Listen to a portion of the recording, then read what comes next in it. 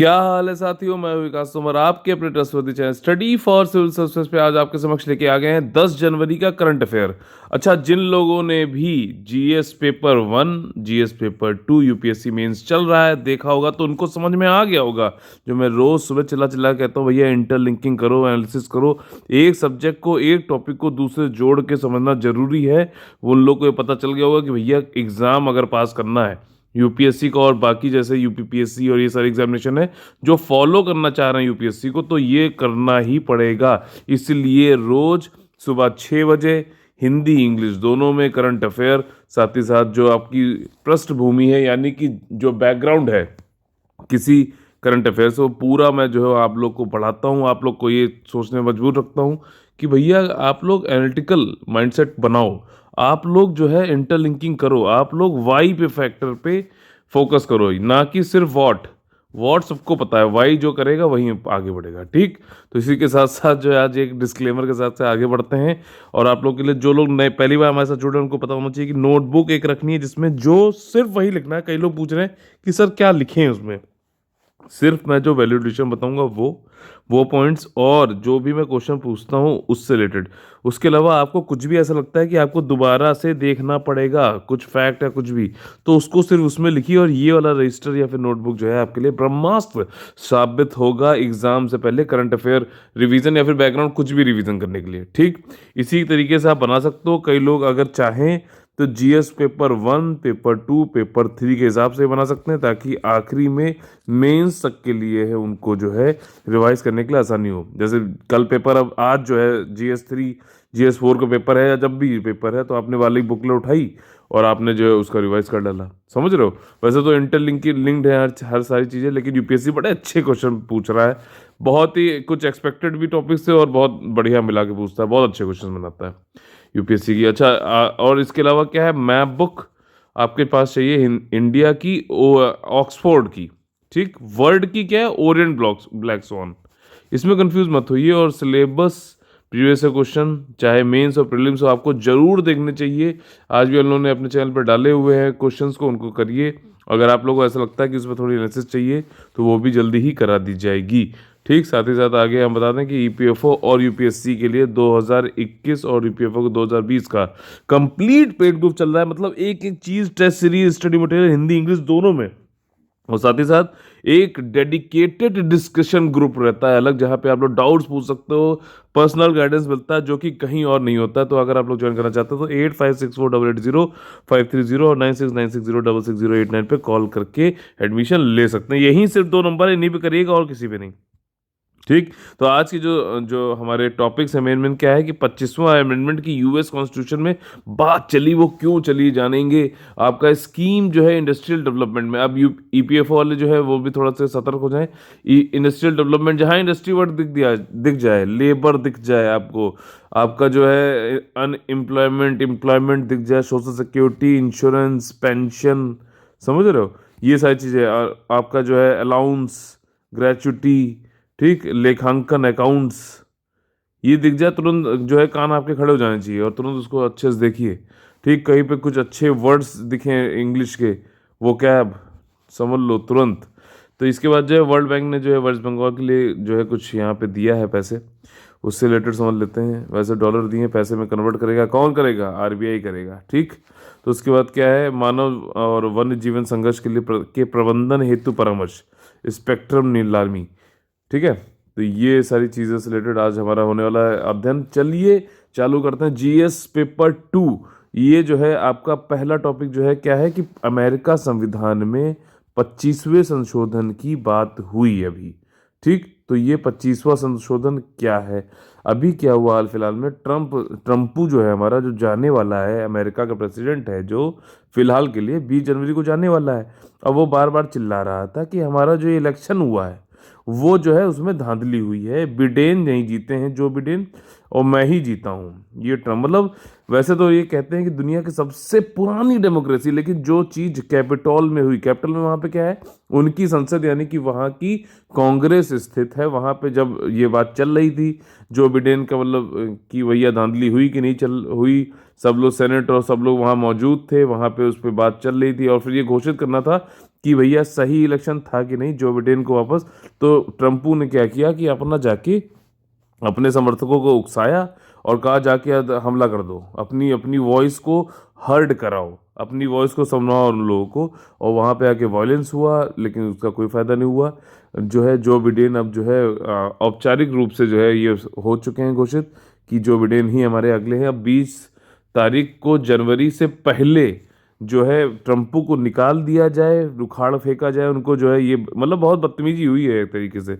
Democracy में ये सब नहीं होना चाहिए। अगर ये ऐसा होगा तो रोज हो सकता है कि आज जो ये लोग कर रहे हैं, हो सकता है कल इनके साथ भी ऐसा हो, तब ये कुछ मुंह दिखाने लायक नहीं रहेंगे ना बोलने के। तो अब यहाँ पे बात चल रही है कि 25वें संशोधन के अंतर्गत 4 चीजें बताई गई हैं कि कब जो है वाइस प्रेसिडेंट प्रेसिडेंट की जगह ले सकता है। तो चौथी जगह है उसमें यह है कि चौथा जो धारा है 25वें संवैधानिक संशोधन में, उसमें यह है कि अगर कैबिनेट और आपका जो है वाइस प्रेसिडेंट को ये सहमति से लगे कि भैया ये ऐसी सिचुएशन आ गई है कि अब हमको वाइस प्रेसिडेंट को, जो कि अभी वहाँ पे कौन है, माइकल पेंस हैं, उनको जो है जगह ले लेनी चाहिए प्रेसिडेंट की, तो ये करना पड़ेगा। यही वाला पूरा आर्टिकल है। ठीक, अब इससे रिलेटेड जो है, अब देखिए कैसे मैं पढ़ाता हूँ आप लोग को कि आपको पूरा कॉन्टेक्स्ट बता दिया, आपको कॉन्सेप्ट बता दिया। ठीक, अब आपको फैक्ट्स दिखला दूंगा और साथ ही साथ जो भी वैल्यू एडिशन है वो आपको यहाँ पे मैं दिखाता चलूंगा। ठीक, आप लोग ऐसा समझाऊंगा कि कोई भी चीज़ आपने एक बार सुन लिया, ये पकड़ लिया, तो उसके बाद आपको कोई दिक्कत नहीं होगी। अच्छा, ये कॉन्स्टिट्यूशन की बात यहाँ पे क्यों हो रही है? अभी आपने जीएस पेपर 2 देखा होगा, उसमें इंडिया और यूके, ठीक, साथ ही साथ क्वेश्चन कैसे आ रहे हैं अभी बताता चल रहा हूँ। इंडिया यूके की जुडिशियल उससे पूछा गया है, कंपेयर किया गया है, तो आप समझ लो। जो जीएस पेपर 2 में कॉन्स्टिट्यूशनल कंपैरिजन की बात करी गई, उसमें इंडिया, ठीक, यूके, यूएसए सॉरी, और आपका जो है चाइना, इन चारों का मतलब इन तीनों का, और साथ ही साथ चाहो तो फ्रांस भी कर सकते हो, बहुत इंपॉर्टेंट है वो। ठीक, अच्छा, एक मतलब डिस्क्लेमर है यूपीएससी का, अनप्रिडिक्टेबल पब्लिक सर्विस कमीशन है। वर्ल्ड हिस्ट्री से जीएस पेपर 1 में एक भी क्वेश्चन नहीं आया डायरेक्टली। ठीक, पोस्ट इंडिपेंडेंस से एक भी क्वेश्चन नहीं आया डायरेक्टली। तो ये मत सोचना कि नहीं है, अगले साल नहीं पढ़ूंगा, ऐसा नहीं है। अगले साल हो सकता है उससे ज़्यादा क्वेश्चन भूल ले, 2-3 क्वेश्चन भूल ले। तो कॉन्स्टिट्यूशनल कंपेरिजन की जहाँ तक बात है, वहाँ पे इंडिया, यूएसए, यूके और चाइना और फ्रांस, इनका तो आपको आपस में पता होना जरूरी है बहुत। ठीक, अब देखिए प्रेसिडेंट क्या है, वाइस प्रेसिडेंट कैसे इनको रिप्लेस या फिर सक्सीड करेंगे, इससे रिलेटेड है। रिजॉल्व करना है इश्यूज को, जो क्या है कि he is unable to fulfil, president जो है अपना काम नहीं कर पा रहे हैं, उनकी डेथ हो जा रही, रेजिग्नेशन हो रहा है, रिमूवल हो रहा है, उसके उस टाइम पे जो है 25th कॉन्स्टिट्यूशनल अमेंडमेंट को लाया जाता है। 4 सेक्शन होते हैं, पहले वाले में यही है कि राष्ट्रपति की मृत्यु हो जाए, उपराष्ट्रपति कार्यकाल पूरा होने तक राष्ट्रपति पद पे रहेंगे, या फिर राष्ट्रपति के पद से इस्तीफा देने पर भी राष्ट्रपति की पदोन्नति हो जाएगी, प्रमोशन, मतलब उनको वहां पे आ जाना पड़ेगा। दूसरे अनुच्छेद के अनुसार धारा होगा यहाँ पे, सेकंड सेक्शन जो है आपका 25वें संशोधन के अंतर्गत, उसमें ये कहा गया है कि ये उत्तर प्रदेश बता रहा हूँ, उपराष्ट्रपति के पद की रिक्त की संबंध में, अगर उपराष्ट्रपति का पद जो है वो रिक्त हो गया, मतलब वैकेंसी आ गई है, उस संबंध में क्या किया जाएगा? तीसरे वाला ये कह रहा है आपका सेक्शन कि राष्ट्रपति पद की शक्तियों और कर्तव्यों के निर्वहन हेतु राष्ट्रपति की क्षमताओं का निर्धारण करने के लिए औपचारिक प्रक्रिया निर्धारित की गई है। Formal process for determining the capacity of the president to discharge the power and duties of, इसमें ये बताया गया है। और अगर ऐसा लगता है कि प्रेसिडेंट खुद ये बता दे कि हम भैया अगर नहीं बता पा रहे हैं, इनएबिलिटी उनकी कि वो मतलब काम नहीं कर सकते हैं, ठीक, if the president is able to declare his immunity, वो अपनी प्रेसिडेंट ये बता रहे हैं, मान लो ट्रम्प अभी ये कह दे कि यार हम नहीं, अपनी जो निर्वहन नहीं कर पा रहे हैं अपनी ड्यूटीज़ का, हम इनेबल हो गए हैं, तो प्रेसिडेंट तब आ जाएगा। लेकिन यहाँ पे ट्रम्प तो ये कह रहा है कि हम छोड़ने के गद्दी नहीं छोड़ेंगे, ये धांधली हुई है, मतलब होता है ना एक शैतान बच्चा, जिद्दी बच्चा, कि भैया जो है हमारा तो यार ये हमको चाहिए और हम नहीं छोड़ेंगे, ये बहुत हो गया। और तो आज तो ये भी वीडियो वायरल हुआ कि जब ये चीज़ उकसा रहे थे और कैपिटॉल पे जो है हमला हो रहा था, उससे पहले लोग एंजॉय कर रहे थे, ये इनकी बीवी, इनके बच्चे सब जो है एंजॉय कर रहे थे। काफ़ी काफ़ी शर्मनाक बात है। चौथे संशोधन में कहा गया है कि वाइस प्रेसिडेंट और कैबिनेट के साथ में अगर जॉइंटली ये कह दें, ये कि मान लिया जाए कि प्रेसिडेंट जो है वाकई में मतलब अपना डिक्लेयर नहीं कर पा रहा है, तीसरे वाले में कहता है कि डिक्लेयर उसने कर दिया, इसमें डिक्लेयर नहीं कर पा रहा है अपनी इनकम्पिटेंस, तो प्रेसिडेंट को इमिडिएटली जो है हटा के वाइस प्रेसिडेंट आ जाएंगे उनकी जगह पे। और चौथा जो सेक्शन है उसी को ही अभी बात चल रही है, पेंस को बनाना है प्रेसिडेंट, ट्रम्प को हटाना है। ठीक। अच्छा, इससे पहले जॉन एफ कैनेडी जी की जब हत्या कर दी गई थी तब ये यूज़ किया गया था और कांग्रेस ने किया था। हालांकि प्रपोज था, तब भी प्रस्तावित था। आज तक कभी फोर्थ सेक्शन जो है, जो 25वें अमेंडमेंट का है, कभी यूज़ या फिर इन्वोक नहीं किया गया। डोनाल्ड ट्रम्प ने क्या उनको उकसाया था और कहा था कि इलेक्शन जो है पूरी धांधली हुई। गणना की पुष्टि हेतु जो है कैपिटल में सभी लोग एकत्रित हुए थे, संसद आपके जो है अमेरिकी संसद में। ठीक, कैपिटल हिल में इस उपस्थित है। कैपिटल हिल जगह का नाम है, जैसे हमारा जो है रायसीना हिल्स पे प्रेसिडेंट का जो है आपका घर है, जैसे कि पार्लियामेंट की बिल्डिंग है आपकी यहाँ पर दिल्ली में, तो वो जगह का नाम हो गया। द्वारा ये औपचारिक रूप से संभालने का मार्ग प्रशस्त करें। ठीक, यूएस के मतलब यही था, यूएस वाले आए थे कांग्रेस के और उन्होंने बोला था कि हम जो बिडेन को करेंगे और 20 तारीख से होना है। ठीक, अब यहाँ पे जो मैप मैंने इंक्लूड किया है, यहाँ से दो चीज़ें आपको देखनी। एक तो ये देखना है कि ये जो है ना, ये कनाडा से जुड़ा हुआ है, तो इसको आप लोग भूल मत जाया करो। यहाँ पे जब कनाडा के ऊपर आप ऐसे देखोगे तो यहाँ पे भी अलास्का नाम से यूएस का ही हिस्सा है और इन दोनों के बीच में पड़ती है बेरिंग सी। ठीक, बेरिंग सी पड़ती है, ये रशिया। अच्छा, रशिया से यूएसए ने खरीद लिया था, जार्स पहले जो थे उनसे खरीद लिया था यूएसए ने, और ये बहुत ही ज़्यादा रिसोर्स रिच एरिया है और आर्कटिक सर्किल उन सब की वजह से भी जो है ये काफ़ी इसको फ़ायदा हुआ यूएसए को। ये तो बहुत मतलब लंबी सोच है लोग की, चाइना की जैसे अभी है कैसे क्या करना है। साथ ही साथ देखिए, ये जो 5 लेक्स हैं, lake superior, lake Michigan, lake Huron, lake eerie, lake Ontario sorry, इनको जरूर करना। अच्छा, आप लोग को इसमें बस ये क्वेश्चन एक मेरा है छोटा सा आप लोगों से, कि ये बताना कि कौन सी ऐसी लेक है जो पूर्णतः या कंप्लीटली यूएसए के अंदर है। अब देखिए, बहुत ही सिंपल सा एक यहाँ पे आया है टॉपिक कि जम्मू एंड कश्मीर में इंडस्ट्रियल डेवलपमेंट को बढ़ाना है, तो उसके लिए एक स्कीम लाई गई है गवर्नमेंट ने। जब से आर्टिकल 370 हुआ उसके बाद पुनर्गठन हो रहा है, जम्मू कश्मीर को अब एक यूनियन टेरिटरी विद लेजिस्लेचर बना दिया गया है। तब से गवर्नमेंट का यह है कि वहाँ पे विकास, क्योंकि उसी विकास के मुद्दे पे ही उन्होंने वहाँ का ये पुनर्गठन किया था। तो अब उसके लिए क्या काम करना है, इंडस्ट्री होनी चाहिए, इंडस्ट्री होगी तो जॉब होगी, जॉब होगी तो लोग जो है वहाँ पे नौकरियां करेंगे, इनकम मिलेगी, सेविंग करेंगे, डिमांड बढ़ाएंगे, सारी चीज़ें होंगी। तो ये आपको अगर कभी ऐसा क्वेश्चन है तो फ्लो चार्ट बना के आप आंसर्स में बता सकते हैं। और ये स्कीम क्या है ये जान के आप प्रीलिम्स में क्वेश्चन पूछे तो उसको भी कर सकते हैं। प्रीलिम्स से रिलेटेड क्या क्या चीज़ें हमें जानना जरूरी है वो यहाँ बता देता हूँ। कैबिनेट कमेटी ने ये अप्रूव की वाली बात, तो cabinet committee on economic affairs थी, इससे रिलेटेड जो है डिस्क्रिप्शन में आप लोग के लिए मैंने वीडियो डाल रखा है। कैबिनेट कमेटी क्या होती है, कौन कौन किस कैबिनेट कमेटी को कौन कौन हेड करता है। जैसे इकोनॉमिक अफेयर को हेड कौन करता है, प्राइम मिनिस्टर करता है। ठीक, इन्होंने अप्रूव किया आपका प्रपोजल किसके द्वारा जो दिया गया था, डिपार्टमेंट फॉर प्रमोशन। ठीक, जम्मू कश्मीर औद्योगिक विकास के लिए उद्योग एवं आंतरिक व्यापार। ठीक, इंटरनल ट्रेड मतलब एक भारत में ही एक स्टेट से दूसरे स्टेट, एक यूटी से दूसरे स्टेट में जाने वाली चीजें हैं। प्रमोशन कर रहा है आपका इंडस्ट्री का। ठीक, ये डीपीआईआईटी जो है, और ये किस मिनिस्ट्री के अंतर्गत आता है ये आपको बताना है। ठीक, मिनिस्ट्री ऑफ कॉमर्स के अंतर्गत आता है। ठीक, समझ लीजिए। और ये एक तरीके की सेंट्रल सेक्टर्स, अब देख रहे हो यहीं से ही कम से कम 5-6 क्वेश्चन बन सकते हैं प्रीलिम्स में। तो एक एक चीज ये वाली जो मैं आपसे से मैं फिर से आपको रिवीजन कर रहा हूँ। सेंट्रल सेक्टर स्कीम क्या होता है कि इसमें 100% जो है सेंट्रल का कंट्रीब्यूशन होता है। ठीक, सेंट्रल स्पॉन्सर्ड होता है, तो उसमें स्टेट और आपका जो केंद्र का सरकार, दोनों के बीच में कुछ कुछ जो है कंट्रीब्यूशन का डाइवर्जन होता। मतलब ये 60 होते हैं स्टेट वाले, तो 40 होते हैं। नॉर्थ ईस्ट से क्या होता है, ज़्यादातर जो केंद्र का सरकार का जो होता है कंट्रीब्यूशन वो 90% होता है, और 10% जो है आपका नॉर्थ ईस्ट वाले उसका होता है। ठीक, तो देखो ये चीज़ भी आपने कर ली। एक बार इसको लिख लो जो नोटबुक में बता रहा हूँ, उसके बाद में इसको एक बार फिर से रिवाइज करते चलना।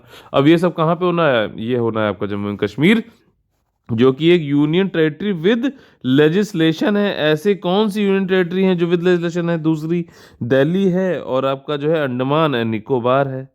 ठीक, समझ में आ रही बात। ये इस तरीके से इसको पढ़िए तो मतलब कुछ भी आपको नहीं छूटेगा। रोज करंट अफेयर मैं आपसे बता रहा हूँ, रोज करंट अफेयर जो आता है जो मैं बताता हूँ, इसी से ही आपने एक बार पढ़ रखा है या नहीं पढ़ रखा है, इसी से ही पूरा रिवाइज हो जाएगा। आपको समझ में भी नहीं आएगा भैया, समझ में तो आएगा कि मतलब ये पता नहीं चलेगा, और आपको सब कुछ चीज़ें, मैक्सिमम चीज़ें आपको याद भी रहेंगी, आप रिमेंबर भी करेंगे, अंडरस्टैंड भी करेंगे, और साथ ही साथ जो है उसको लॉन्ग टाइम तक एग्जाम में जब आएगा तो इंटरलिंकिंग एनालिटिकल माइंडसेट वो चाहता है कि आप जो है ये सिर्फ नहीं कि एक एक आया और उसी से आपने पूछ लिया, वो चाहता है कि दो तीन टॉपिक को जोड़ के आप आंसर करो। और इसीलिए प्लीज़ यार, आप लोग यूपीएससी का जो मेंस का पेपर अभी हुआ है उसको जरूर एक बार देखें। सिलेबस और प्रीवियस क्वेश्चन चाहे प्रीलिम्स चाहे मेंस जरूर देखने चाहिए। आपको अंदाजा लग जाता है कि आप कहाँ पर हो, कैसे क्वेश्चन पूछ रहा है, कैसे आपको पढ़ना चाहिए, कितनी और मेहनत करनी चाहिए, और कैसे गाइडेंस को आपको लेना चाहिए, जो कि मैं यहाँ पे कोशिश कर रहा हूँ सुबह 6 बजे रोज। अब यहाँ पे जो सेंट्रल सेक्टर स्कीम है, यहाँ की जो इस स्कीम की सबसे महत्वपूर्ण बात क्या है कि ये ब्लॉक लेवल तक पर, ठीक, आपने अर्बन एरियाज में सुना होगा, कई ये आपका जैसे रूरल एरियाज होता है, ठीक, तो आपकी ग्राम पंचायत हो गए, ग्राम पंचायत के ऊपर ब्लॉक लेवल होता है, जहाँ पे आपने सुना होगा ब्लॉक डेवलपमेंट ऑफिसर, बीडीओ, ठीक, ये वीडीओ नहीं होता, ये बीडीओ होता है। तो ब्लॉक लेवल तक इंडस्ट्रियल डेवलपमेंट को पहुंचाना, ये पहली बार ऐसा हो रहा है कि इंडस्ट्रियल इंसेंटिव स्कीम बनाई गई है गवर्नमेंट ऑफ इंडिया द्वारा, जो ब्लॉक लेवल तक पहुंचना चाह रहा है। ये अच्छी बात है। इसका अब ये कब से कब है, ये यूपीएससी तो ऐसा नहीं पूछेगा, बट फिर भी ये चीज़ जानना जरूरी है कि टाइम पीरियड क्या है, 2020-21 से 2036-37, तो 15 साल के आसपास का है। और इसमें क्या करना है कि जो नया इन्वेस्टमेंट है उसको तो इनकरेज करना ही है, नए निवेश को आकर्षित करना ही, साथ ही साथ जो ऑलरेडी इंडस्ट्रीज हैं वहां पर मौजूदा जो उद्योग पहुंच है अभी चल रहे हैं, उनके लिए कार्यशील पूंजी वर्किंग कैपिटल भी लानी है, 5 साल के लिए 5% पर, ठीक, ये वाली बात है। की फीचर्स क्या है, वही बहुत अच्छा, या स्मॉलर और लार्जर यूनिट दोनों के लिए है, ठीक। अगर सिर्फ आप स्मॉलर के लिए कर देंगे तो क्या होता है कि लोग फिर यहाँ पे ज़्यादा अगर इंसेंटिवाइज किया जाए जैसा कि हुआ इंडिया में, तो उसकी वजह से क्या होता है कि लोग ये चाहते नहीं है स्मॉलर यूनिट्स की लार्जर यूनिट्स में है। लार्जर यूनिट्स में जाएंगे, टैक्सेशन बढ़ेगा, ज़्यादा टैक्स, वो लाइबिलिटी, ज़्यादा पेपर वर्क, सब कुछ होगा। तो क्यों है, छोटे बने रहो। इसको इकोनॉमिक सर्वे में इन्होंने बताया भी था कि इसको डॉर्फ टेंडेंसी, कि वो बौने ही बना रहना चाहते हैं, वो आगे बढ़ना नहीं चाहते हैं। तो ऐसा मत करिए प्लीज़। ज़्यादा ये चीज़ होती है, अगर किसी को आप ये इंसेंटिवाइज करो कि भैया अगर आप छोटे या फिर मार्जिनलाइज ही बने रहो तो आपको अच्छा है, बढ़िया है, तो फिर वो लोग कभी भी ऊपर आना चाहते नहीं है। तो ये एक ट्रुथ है। The scheme aims to take industrial development to the block level, ये वाली चीज़ हो गई है। Simplified by the ease of doing, वही जीएसटी जुड़े प्रोत्साहन की बात करी गई है यहाँ पे। व्यापार सुगमता यानी कि ईज ऑफ डूइंग बिजनेस को बढ़ाना चाहते हैं। जीएसटी लिंक्ड इंसेंटिव दिया जाएगा, ठीक, और इसमें कंप्लायंस बर्डन का कम होगा, पारदर्शिता बनी रहेगी, उसको नहीं कम किया जाएगा। अब इसमें ये जीएसटी से रिलेटेड जो बात है वो ये नहीं है कि आपने जो भी टैक्स वैक्स दिया उसको रिइंबर्समेंट या फिर रिफंड कर देंगे। यहाँ पे ये कि जो भी आपका जीएसटी आप पूरा दे रहे हो, वाले कोई फर्म है उसने 100 रुपये जीएसटी दी, तो या फिर दूसरे ने 200 दी, तो इस हिसाब से एलिजिबिलिटी आपकी बनेगी कि आपको इंडस्ट्रियल इंसेंटिव कैसा मिलना है। ये नहीं कि आपने जीएसटी 100 रुपये भरा तो वो वापस हो जाएगा, ऐसा नहीं होगा। आपका जो industrial incentive to offset the disadvantage that the UT of जो है हो रहा है। अब जीएसटी आपको पता है कि कम से कम ये चीज़ जो है आप लोग के दिमाग में रहनी चाहिए, कभी क्वेश्चन में जरूर आएगा तो आप सॉल्व कर लोगे कि जीएसटी कंजम्पशन बेस्ड वो है। क्योंकि ये इनडायरेक्ट टैक्स है। बिस्किट जो आप खाते हो आपके ऊपर, बिस्किट बनाने वाले के ऊपर टैक्स नहीं लगता है, बिस्किट जो फाइनली खा रहा है, जो फाइनली कंज्यूम कर रहा है, उसके ऊपर टैक्स पड़ता है। तो मान लीजिए बिस्किट आपका महाराष्ट्र में बना लेकिन वो कंज्यूम यूपी में हो रहा है, तो क्या है कि वो यहाँ पे दिया जाएगा। समझ रहे हो, कंजम्पशन बेस्ड है। इसीलिए कई सारे जो डेवलप्ड और जो ज़्यादा मैन्युफैक्चरिंग बेस्ड वाले स्टेट थे उन्होंने कहा था कि हमें तो नुकसान है, ठीक। इसीलिए क्या है, कंपनसेशन वाला एक बात हुई थी, और जिस पर अभी जीएसटी का टसल चल रहा था कि, और उसमें बोला गया था कंपनसेशन के लिए जो 1% वो भी हम लेंगे लेवी, जब अगर मान लीजिए किसी बी स्टेट का रेवेन्यू न्यूट्रल रेट से नीचे, मैं एक एक चीज़ जो बता रहा हूँ बहुत ज़्यादा जो इंपॉर्टेंट है, रेवेन्यू न्यूट्रल रेट से नीचे जो कि 14% के आसपास देखा गया था, उससे अगर नीचे अगर जाता है तो उनको जो ये लेवी लगाया जा रहा है 1% का कंपनसेशन वाला, इसके थ्रू उनको कंपनसेट किया जाएगा। ये वाली सारी बात है। कंजम्पशन बेस्ड जीएसटी वाला जो टैक्सेशन है ये वो नहीं है कि जहाँ पे मैन्युफैक्चर हो रहा है, ठीक, समझ में। अब देखिए ये था वैल्यू एडिशन, इसको आपको लिखना चाहिए। द ऑब्जेक्टिव क्या, मेन पर्पस जो है स्कीम का ये है, ग्रेटर एम्प्लॉयमेंट मिले, सामाजिक आर्थिक विकास हो सके, हिस्टोरिक डेवलपमेंट होना चाहिए, रीऑर्गेनाइजेशन जो हो चुका है उससे रिलेटेड, और साथ ही साथ जो है इसके बाद नया इन्वेस्टमेंट है जो ऑलरेडी उनके किया जाए। अब देखिए आप लोग से क्वेश्चन सिंपल से ये है, क्या ये जो मैंने मैप दिया है ये सही है कि गलत है, और अगर गलत है तो इसमें क्या गलत है, थोड़ा सा डिस्क्राइब जरूर करिएगा। ठीक, देखिए यहाँ पे ये है कि वर्ल्ड बैंक ने आपका वेस्ट बंगाल में वाटरवेज जो जल मार्ग हैं उनके सुधार के लिए $105 मिलियन दिए हैं। तो इसमें हम जानेंगे कि वर्ल्ड बैंक क्या करता है, कितना दिया है, किस लिए काम आएगा, ये सारी बातें हैं। गवर्नमेंट ऑफ इंडिया ने किया है ये, वेस्ट बंगाल की गवर्नमेंट के साथ में मिलकर वर्ल्ड बैंक से पैसे लिए हैं। ठीक, और इन पैसे का यूज़ कहाँ पे होगा, आपका वेस्ट बंगाल की इनलैंड वाटर ट्रांसपोर्ट पे, आपका लॉजिस्टिक्स पर। ठीक, लॉजिस्टिक्स और ट्रांसपोर्ट में क्या अंतर होता है आप लोग को मैंने पूरा बताया था, प्लीज़ एक बार रिवाइज अगर कर लीजिएगा, नहीं तो यहाँ पे कमेंट करके जो बताइएगा। स्पेशल डेवलपमेंट प्रोजेक्ट इन सब के लिए यूज़ होना है। ठीक, 105 मिलियन है अंतर्देशीय जल परिवहन बुनियादी ढांचे के लिए, वही वाली बातें हैं सारी। ठीक, अब देखिए प्रीलिम्स और मेन से रिलेटेड जो है चीज़ें हम कैसे पढ़ते हैं, जैसे जो मैंने यहाँ पे ये गोले बनाए हैं, ये गोले ऐसे नहीं बनाए, ये गोले बनाए इसलिए हैं कि आपको इन इन चीज़ों पे ध्यान देना चाहिए। ये आप कब देंगे, जब आपने सिलेबस, मेरी बातें और प्रीवियस ईयर क्वेश्चंस को आप ध्यान से सुन रहे हैं रोज़ सुबह 6 बजे। ठीक, तो उसके बाद क्या है कि फ्रेट का आपका फैसिलिटेट करना, माल ढुलाई और यात्री परिवहन। ठीक, इसको जो है बढ़ावा मिलेगा, और इनकी एलोकेटेड फंड इनका जो है आपका हुगली रिवर पे जो हो रहा है। अब मैंने आप लोग से थोड़ी देर पहले क्वेश्चन पूछा था, बताइए गंगा की कौन सी डिस्ट्रीब्यूटिव रिवर है, मतलब ये गंगा रिवर में अपना जो है मतलब ट्रिब्यूट नहीं करती पानी, गंगा रिवर से अलग हो जाती है, वो हुगली रिवर है। इसको आपको देखना चाहिए, एक बार इसको मैप में जरूर देखिएगा, हुगली रिवर कैसे, क्या, कहाँ पे, कैसे जाके मिल रही है। ठीक, सुंदरबन डेल्टा से होते हुए जाती है। ठीक, ठीक है, अब इसके बाद देखो यहाँ पे अगला क्या है कि आपका प्रोजेक्ट ये भी देखेंगे कि कैसे जो है स्पेशल प्लानिंग करके कोलकाता मेट्रोपॉलिटन एरिया जो है उसमें एक्सेसिबिलिटी कैसे बढ़ाई जाए। ठीक, मतलब ये है कि परियोजना कोलकाता महानगर क्षेत्र में पहुंच में सुधार के लिए भी कार्य करेगी। वाटरवे के अब वहाँ पे कई सारी नदियाँ, जैसे नदियाँ हैं छोटे छोटे जो है वो आपके वाटरवेज हैं, तो उनको सबको जोड़ के आसानी से पहुंचा जा सके, कहाँ पर, कोलकाता मेट्रोपॉलिटन एरिया में, सिंपल ही बात कर रहा है। अच्छा, मेट्रोपॉलिटन एरिया क्या होते हैं, ये देखिए जीएस पेपर 1 में जो आपका अर्बनाइजेशन वाला है पार्ट, उससे रिलेटेड है। अर्बनाइजेशन जो है पॉपुलेशन से भी रिलेटेड होता है, अर्बनाइजेशन जो है आपका जो शहरी एरिया है वो कैसे कैसे बढ़ रहा है उससे रिलेटेड भी होता है। ठीक है, तो ये सिर्फ ये मत सोचना कि कोई एक शहर है, जैसे अब एनसीआर है आपका नेशनल कैपिटल रीजन, और एनसीटी जो नेशनल कैपिटल टेरिटरी है, दोनों अलग अलग चीज़ें हैं। बताइए क्या फ़र्क है, सिंपल सा। तो ये अर्बनाइजेशन बढ़ रहा है, आपका नेशनल कैपिटल टेरिटरी जो है वो बढ़ के अब मतलब उसका जो एरिया है आसपास का वो रीजन बढ़ रहा है, तो अर्बनाइजेशन बढ़ रहा है, इसको अर्बन एग्लोमरेशन बोलेंगे। तो आप लोग को ये देखना चाहिए सेंसस में दे रखा है कि कितने, जैसे 53 जो है आपके मेट्रोपॉलिटन या फिर महानगर हैं। ठीक, तो उनको जो है 53 अब कितना हो गया, 2021 में कितना होगा, ये सब ध्यान देने वाली बातें हैं। ठीक, इसके बाद क्या है कि आपका ये बोला गया कि क्वालिटी ऑफ लाइफ में इंक्रीमेंट हो जाएगा। अब एक जो है आपका जो है लिविंग इंडेक्स करके एक आता है, क्वालिटी ऑफ लाइफ या लाइफ लिविंग, ये मिनिस्ट्री ऑफ कौन, अर्बन एंड हाउसिंग अफेयर्स वाली निकालती, इसको जरूर एक बार लिखिए, और इसके बारे में जो है आप लोग अपनी नोटबुक में जरूर लिखना। जो लोग पेड ग्रुप में हैं वो वहाँ पे उसको लिख के दिखाएंगे, इवेल्युएट कराएंगे मुझसे। ठीक, वेस्ट बंगाल मतलब वही है, स्पेशल डेवलपमेंट क्या है, फर्स्ट फेज में हम क्या करेंगे, कैपेसिटी बढ़ा देंगे। मान लीजिए पहले 100 लोग जाते थे, अब 200 लोग जाएंगे, पहले 100 किलो जाता था, अब 200 किलो जाएगा। समझ लो कैपेसिटी बढ़ाने का क्या मतलब है, ये चीज़ें हैं। आपका मौजूदा ये है कि रिहेबिलिटेट करेंगे, पुनर्वास होगा आपका किसका, जो भी जेटी, इलेक्ट्रॉनिक गेट, ये सब लगाया जाएगा। सेकंड फेज में क्या होगा, लॉन्ग टर्म इन्वेस्टमेंट जो पैसेंजर मूवमेंट है उसके लिए किया जाएगा। ठीक, इतना ज़्यादा इंपॉर्टेंट नहीं है। Night navigation most traffic hazardous route पे जो है जाके इम्प्रूव करेंगे।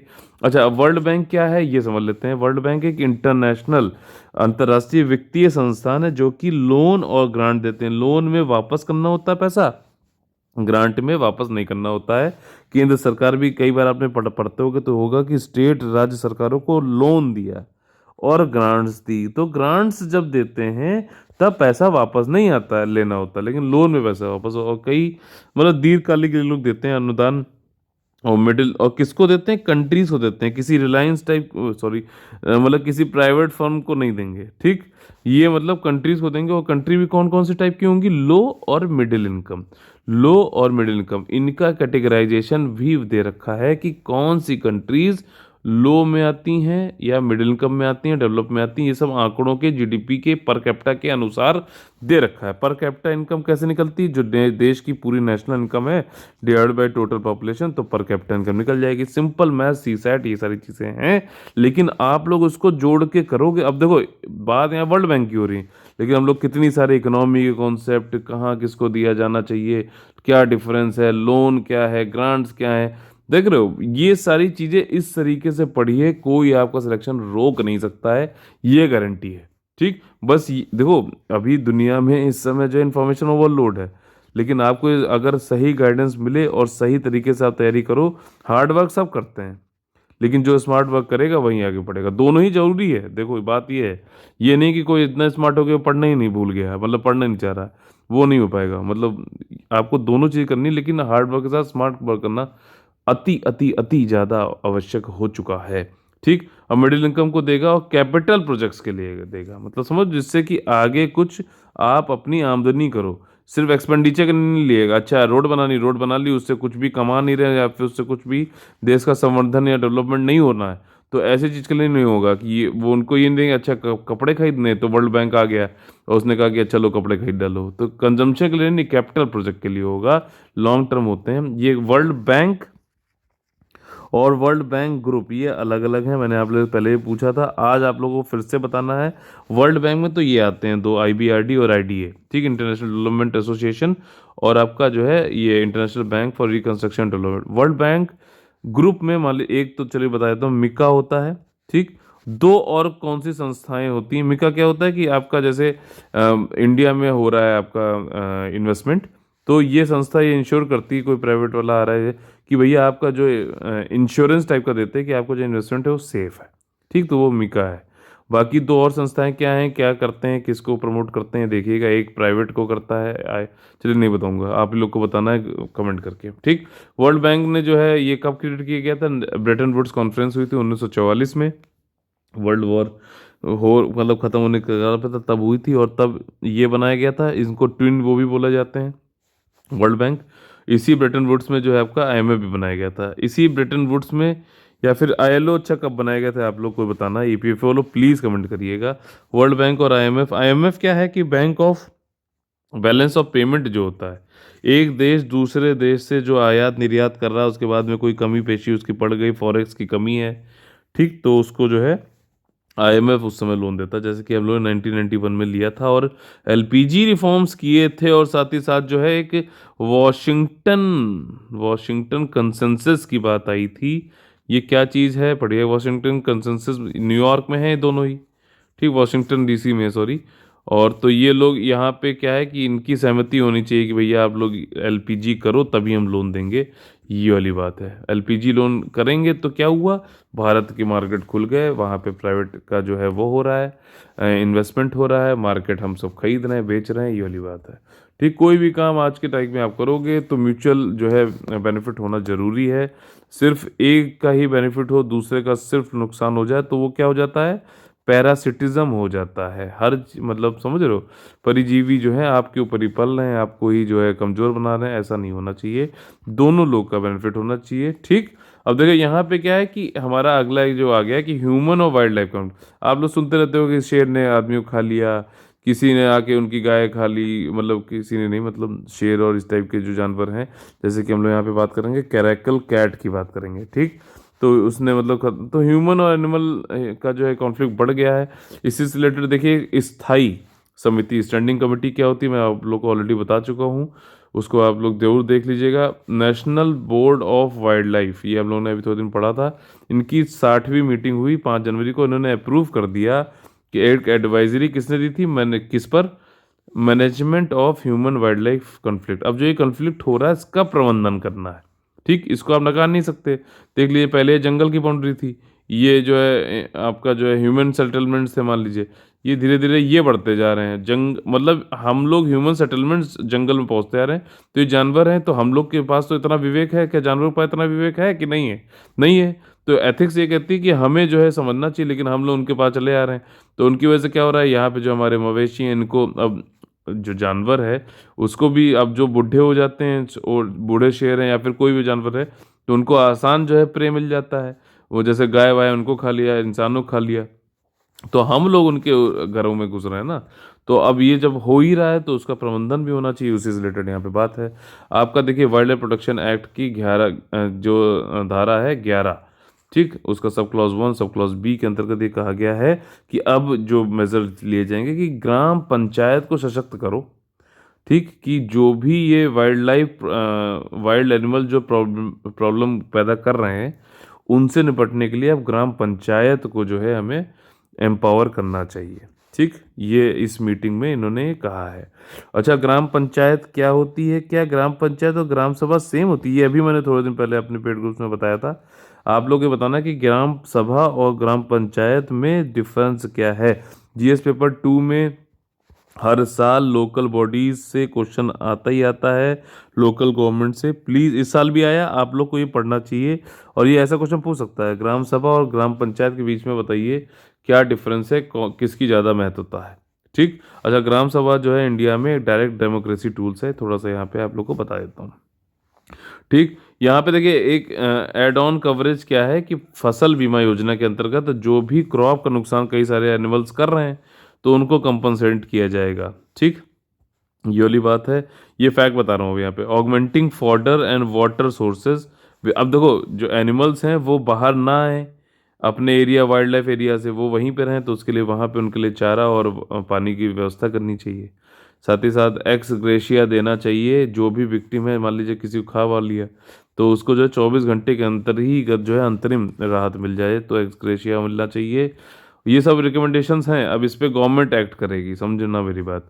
ये जो नेशनल वाइल्ड लाइफ बोर्ड है ये एडवाइस करता है, एडवाइस पे फिर गवर्नमेंट जो है एक्ट करती है। ठीक, तो ये जो चीज़ें बोली आ रही हैं इन पे अभी गवर्नमेंट को एक्ट करना है। Prescribing the inter departmental committee एक बनाओ नेशनल, ये लोकल और स्टेट लेवल पे, जो मतलब कि ये बता सके कि क्या चीज़ें हैं क्या।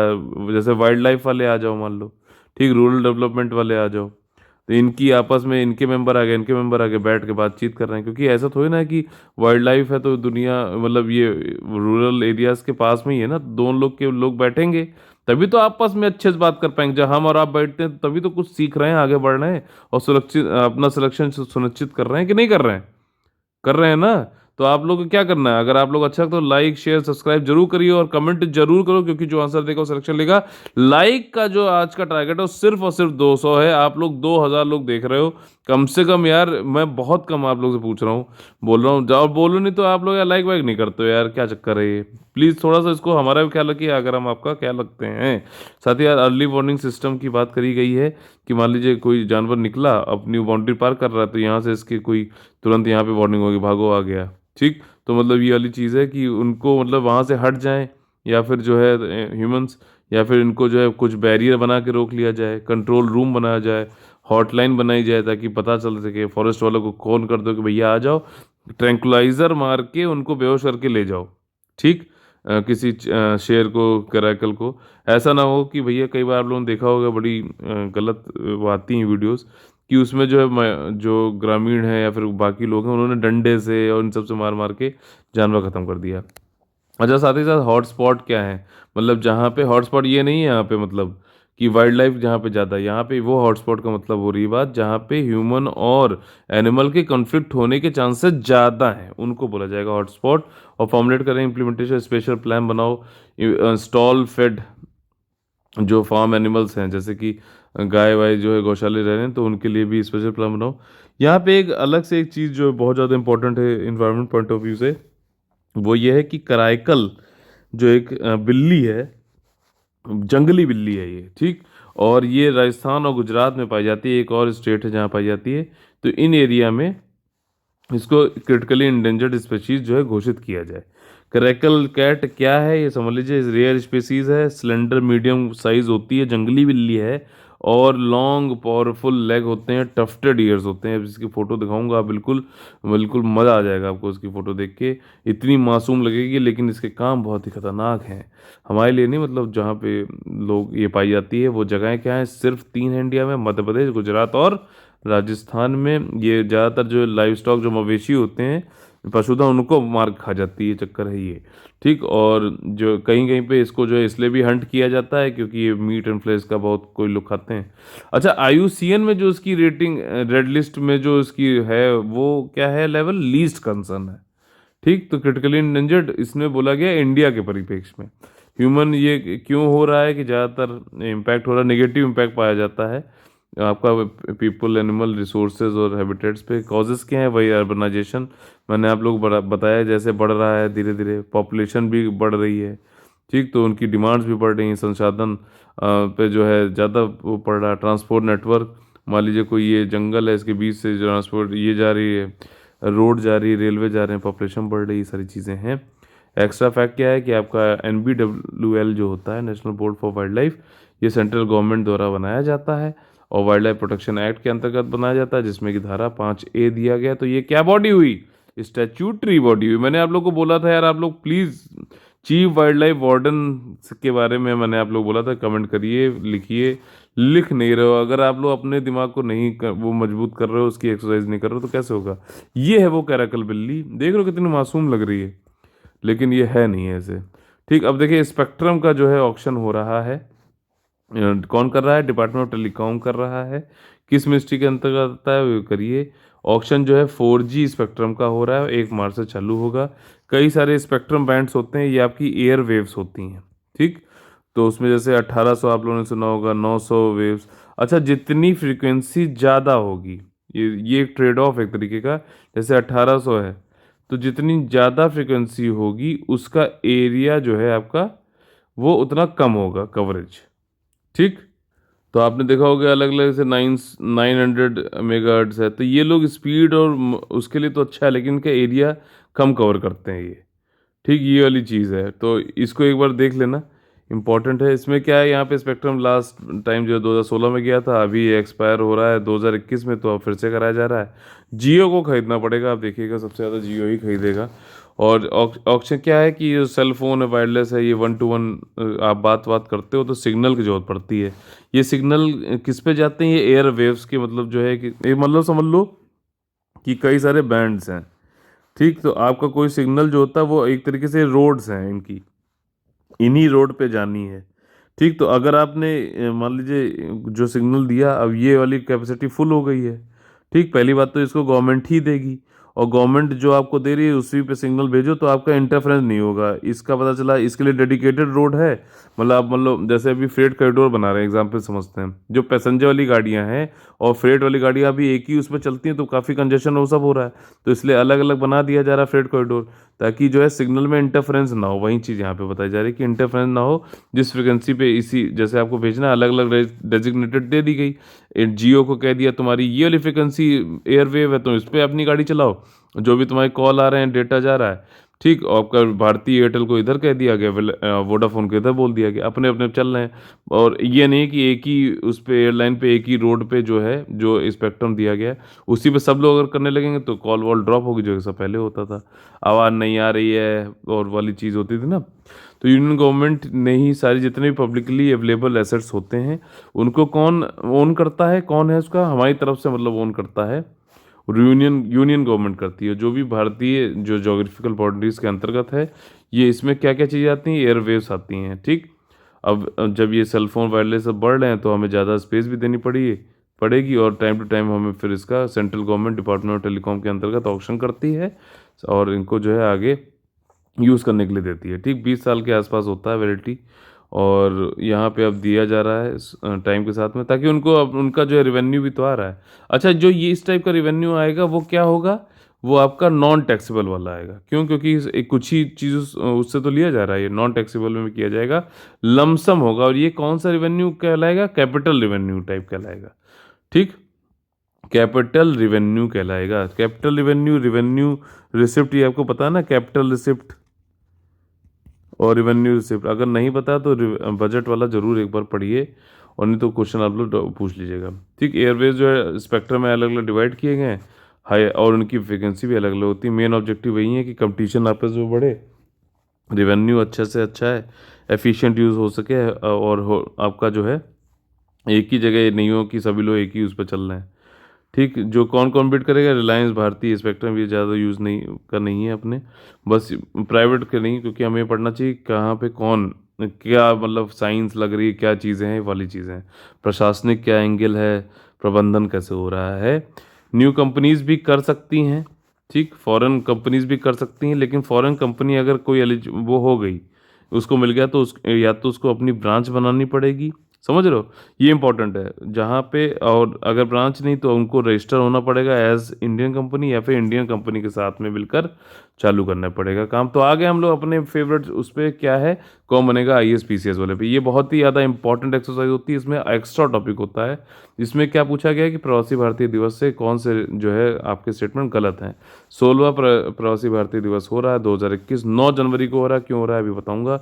ठीक, इसमें यही है कि ये इसलिए बनाया जाता है कि जो प्रवासी भारतीय हैं उनके क्या, हमारे आज भी देखो GS पेपर 2 में पूछा गया था ना क्वेश्चन कि इन लोग का बताइए यूरोपियन देशों में क्या है हमारे जो प्रवासी भारतीय रह रहे हैं।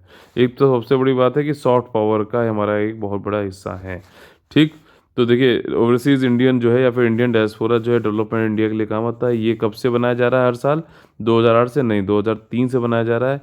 और इसकी थीम क्या है, कंट्रीब्यूटिंग टू आत्मनिर्भर भारत 2021 की थीम है। 16वां था ये, और मिनिस्ट्री ऑफ एक्सटर्नल अफेयर्स करता है। तो एक अच्छा प्लेटफॉर्म है इंगेज करने का हमारे जो है डायस्पोरा के साथ में। 9 जनवरी को इसलिए होता है क्योंकि महात्मा गांधी जी जो थे 1915 में साउथ अफ्रीका से वापस लौटे थे। ठीक, मतलब ऐसा नहीं कि वहीं पे पैदा हुए थे, ये थे तो इंडियन थे, लेकिन वहाँ गए थे फिर वापस आए थे, तो उसी डेट को जो है। और इतनी देखिए क्या एक मतलब इत्तेफाक है कि UPSC ने क्वेश्चन पूछा इस टाइप का इंडियन डायस्पोरा का, और वो भी 9 जनवरी को ही, जिस दिन प्रवासी भारतीय दिवस होता है। तो काफ़ी जो है एक कोइंसिडेंस कह सकते हो आप। एडुकॉन 2020 हुआ, इससे रिलेटेड ट्रू कौन कौन से जो है वो बताना है। ये एक 2 दिन का इंटरनेशनल अखंड कॉन्फ्रेंस था, और उसको मोदी जी ने लॉन्च किया। क्या ये सही है? सेंट्रल यूनिवर्सिटी ऑफ पंजाब और ग्लोबल एजुकेशन रिसर्च ने मिल के करवाया था, और ये हेल्प करेगा रिसर्चर, ठीक, शोधकर्ताओं, छात्रों को की फैमिली हो सके जो भी नई टेक्नोलॉजी आ रही है उनसे रिलेटेड। अब नई टेक्नोलॉजी देखो, 4th इंडस्ट्रियल रिवोल्यूशन से रिलेटेड जो है बात चल रही थी, जब से WEF ने जो है अपनी थीम रखी थी 2019 में शायद रखी थी, तब से 4 इंडस्ट्रियल रिलेशन की बात चल रही थी। इस साल देखिए UPSC ने क्वेश्चन पूछ लिया। तो नई टेक्नोलॉजी से यहाँ पे भी क्या है, रिसर्चर और स्टूडेंट्स को गेट फैमिलियर हो जाए न्यू टेक्नोलॉजी के साथ में एजुकेशन के फील्ड में, उससे रिलेटेड, तभी तो एडुकॉन नाम है। तो यहाँ पे देखिए सब कुछ सही है, बस ये है कि मोदी जी ने नहीं, पोखरियाल निशंक जो है उन्होंने इसको किया है, जो कि मिनिस्टर हैं आपके एजुकेशन के। और इसका जो है यही है, थीम क्या है, envisioning education for transforming youth to realise global peace, मतलब पूरा वैश्विक लेवल पे शांति हो सके उस रिलेटेड। तो इसी तरीके से हमारा यहाँ का आज का सेशन खत्म करते हैं। बहुत ही ज़्यादा जरूरी है वाई इंटरलिंकिंग एनालिटिकल माइंडसेट होना, बहुत ही ज़्यादा जरूरी है। आप लोग अगर हमारे साथ पेड ग्रुप में अगर आप लोग को अच्छा लगता है तो जुड़ सकते हैं 8564880530 9696066089 पे। EPFO और UPSC के पेड ग्रुप चल रहे हैं, पूरे कंप्लीट पेड ग्रुप है। अगर आपने इसको ज्वाइन कर लिया तो आपको और कुछ ज्वाइन करने की जरूरत नहीं है। अगर आप लोग को अच्छा लगता है तो लाइक शेयर सब्सक्राइब जरूर करिए। लाइक का टारगेट आज 200 लाइक्स का है, प्लीज़ जरूर करिएगा, कमेंट जरूर करिएगा, क्योंकि जो आंसर देगा वो सिलेक्शन जरूर लेगा। जय हिंद, जय Bharat, all the very best है।